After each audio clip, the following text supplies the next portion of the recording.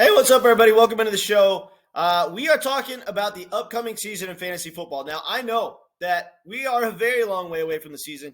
Technically, this season hasn't even ended yet. We have the Super Bowl this weekend, but I'm not going to lie. I kind of already have my mind on the 2023 season, and I've already been thinking about how I'm going to construct my roster. So I just wanted to share this with you guys. I have an elite list here, a list of how to draft an elite fantasy team.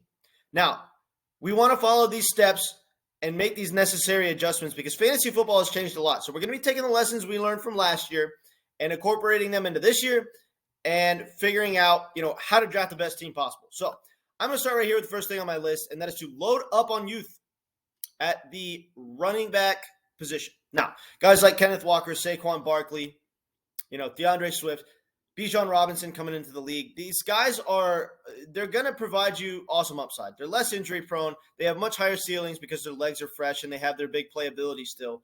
And, an example of why you shouldn't draft old, used up running backs last year, Ezekiel Elliott. I told everyone to fade him coming into the season.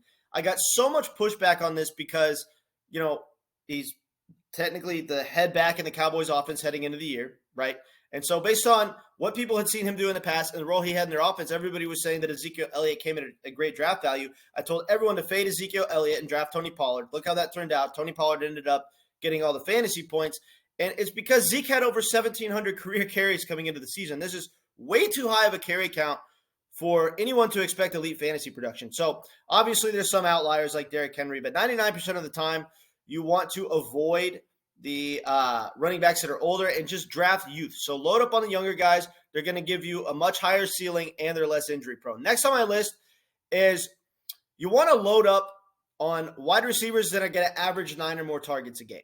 So we pretty much all play in PPR leagues. Now, that's 90% of the league formats. So, if you're playing in a standard league, this doesn't apply as much, but for PPR leagues especially, you want to take guys like Jamar Chase, Justin Jefferson, Keenan Allen, Cooper Kupp, DeAndre Hopkins, Christian Watson, Amon-Ra St. Brown. These are all guys that are going to, on average, probably in this coming season, average more than 9 targets per game, and that's what you want absolute target hogs in fantasy. So obviously some of the guys like Jamar Chase and Justin Jefferson, you're going to have to take those guys in the first round if you want them. I still think that they're worth it, but if you want to draft the running back in the first round and draft a wide receiver later, there's plenty of options. Plenty of wide receivers are going to see 9 or more targets. Guys like Christian Watson, Amon-Ra St. Brown. Most of the time, you're not going to have to take these guys until round 3, 4, 5 in the draft.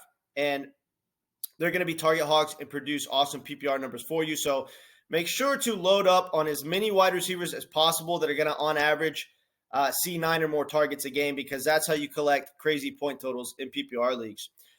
Next on my list is to draft for depth.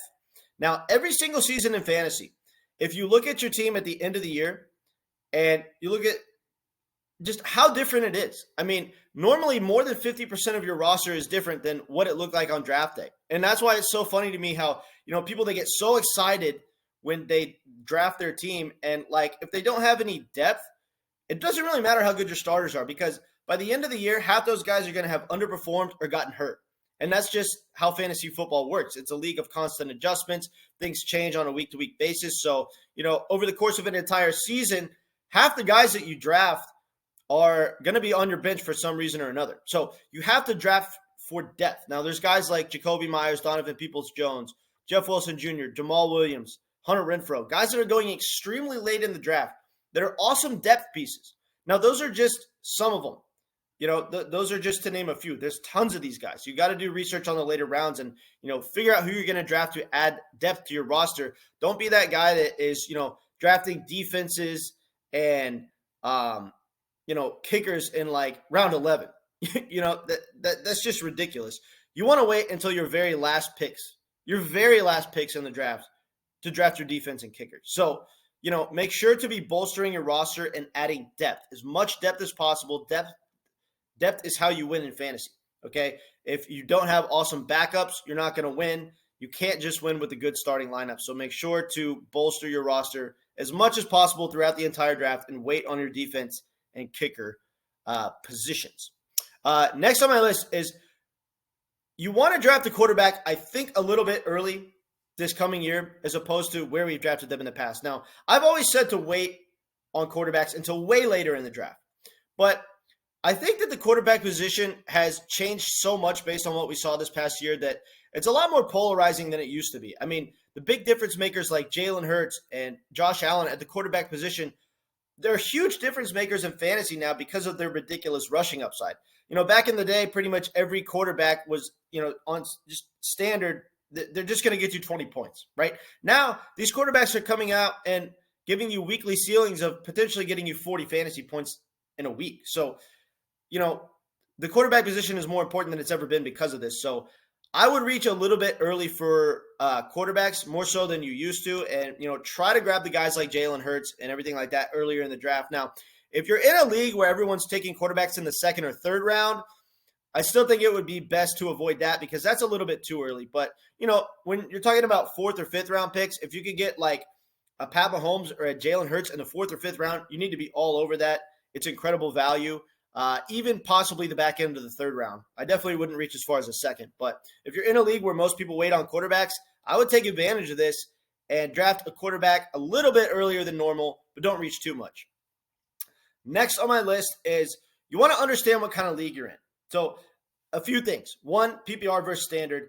It's way different than it used to be because PPR leagues, wide receivers are getting so much heavier, target share than they used to that the difference between PPR and standard leagues and wide receiver value is immense. In PPR leagues, wide receivers are arguably more valuable than running backs now, whereas in standard leagues, that's never going to be the case no matter how good wide receivers get. So you need to understand the difference between PPR leagues and standard leagues. And on top of that, by understand what kind of league you're in, I mean, understand what your league mates' tendencies are. If you've already played in this league for several years, you know that certain players in your league have certain tendencies, so you can use that to predict what's going to happen in the draft and kind of how you're going to construct your roster based on, how early other people are going to reach for quarterbacks. When are the elite running backs being taken? When are the elite wide receivers being taken?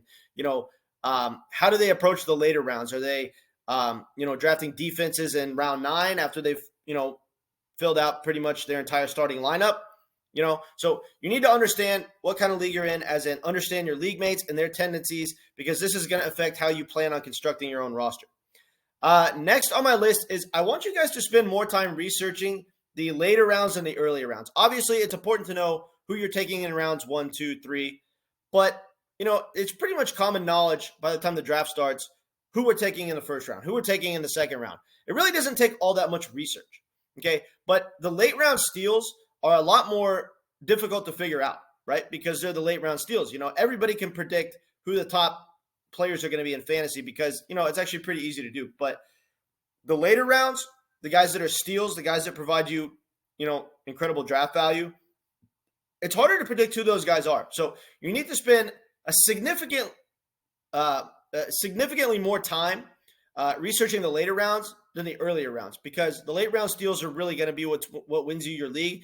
And most people neglect that. So spend more time researching the later rounds. It's going to benefit you greatly, I promise. Next and final thing on my list, and this is something that is probably more important than anything I've talked about, and that is to play in multiple leagues. If you're playing in only one fantasy league, you're just not giving yourself a fair chance to win money, because there's so many things that happen over the course of a fantasy season, injuries, underperformance, and players that pretty much every expert in the world told you to draft. It happens every single year. So, if you're playing in just one league, you're not really giving yourself a fair chance to win any money, right? So, if you have an edge in fantasy and you feel like you're in leagues where you're just far and away better than your league mates, you want to be in as many of those leagues as possible, because the more leagues you're in, the more of an edge you get. Fantasy football is all about sample size. I personally like to play in more than 10 leagues every year. Now, I understand that it's hard to find that many fantasy leagues to play in, but this is why you spend the offseason getting ready for the fantasy season. You can do things like, go online and, just find people that are looking for fantasy leagues, and you can get in as many leagues as possible if you give yourself the time. So if you can, try to play more than 10 fantasy leagues.